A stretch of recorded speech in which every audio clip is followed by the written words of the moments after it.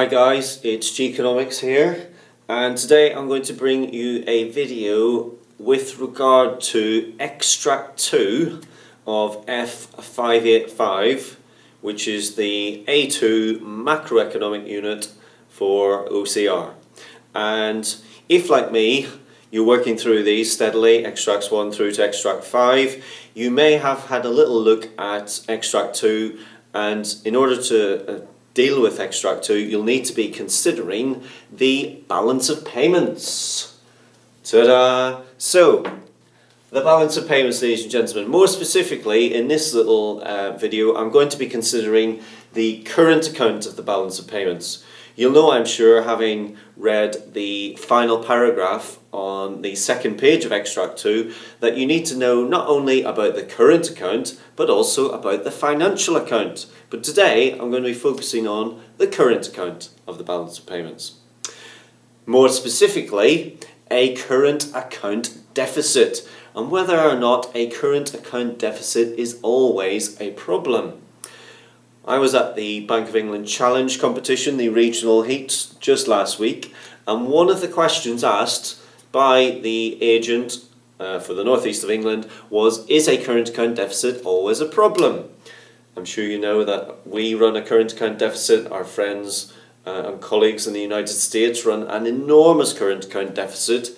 Is it always a problem? Not necessarily. If, like the UK and the US of A, you can attract the funding necessary to bridge the gap between what you're spending on imports and what you're earning from your exports, then it's not necessarily a problem. However, a current account deficit can become a problem, and it can become unsustainable. And those of you who are working through this in your OCR textbook will know that countries rather, who run a current account deficit where the value of imports is greater than the value of exports. In other words, what you're spending on your imports is greater than what you spend on your exports. Well, how do you bridge that gap between what you're spending and what you're earning? You have to borrow. The country has to borrow.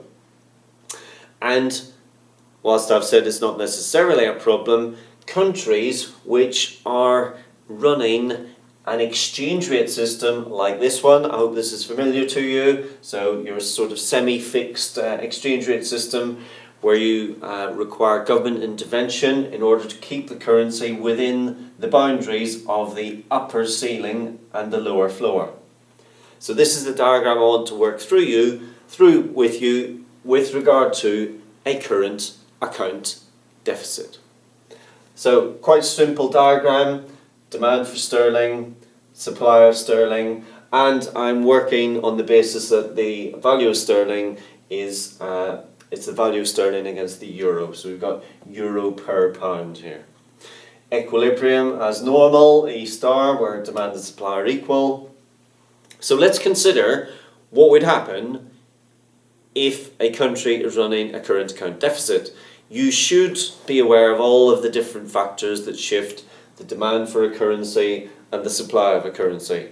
Demand for a currency being stimulated by, for example, the demand for a country's exports, or inflows of hot money if the base rate of interest rises. Supply of the currency being stimulated by the UK's demand for imports. So if we want to buy imports, we need to supply sterling and we demand the euro, and then we can purchase the imports from abroad.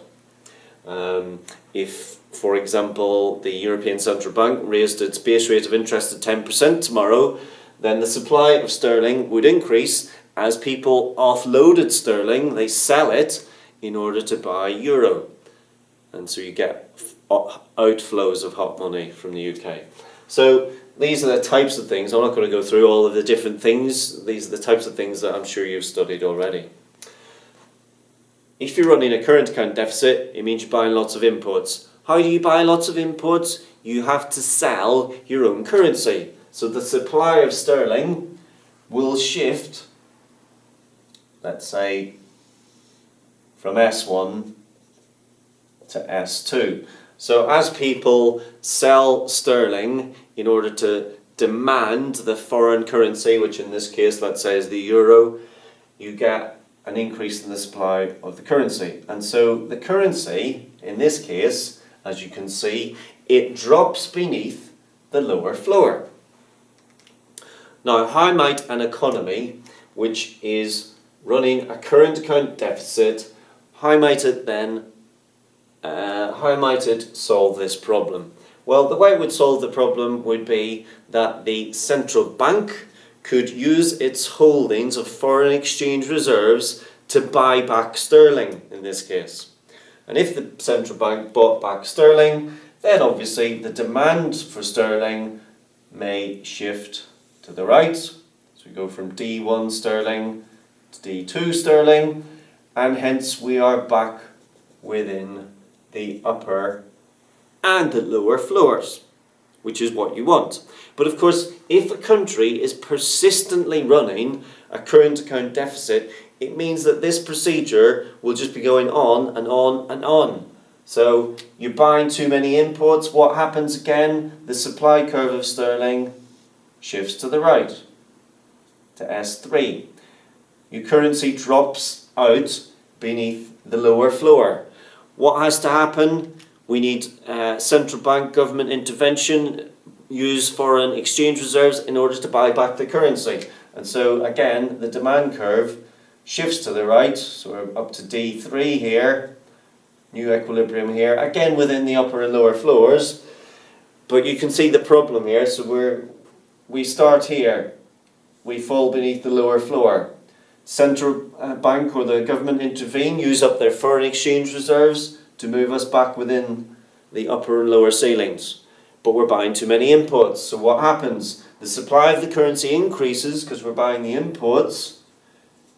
We drop out beneath the lower floor. What happens? Requires intervention again. So this procedure will go on and on and on as long as the country is running a current account deficit. Now, countries do not have an infinite amount of foreign currency with which they can constantly be intervening in the forex, ladies and gentlemen, in the foreign exchange markets. And so at some point, this process will not happen because the country will run out of foreign currency reserves. Hence, for some countries, running a current account deficit, if they are operating this type of exchange rate system, this becomes unsustainable. I'll leave it there, ladies and gentlemen. See you next time.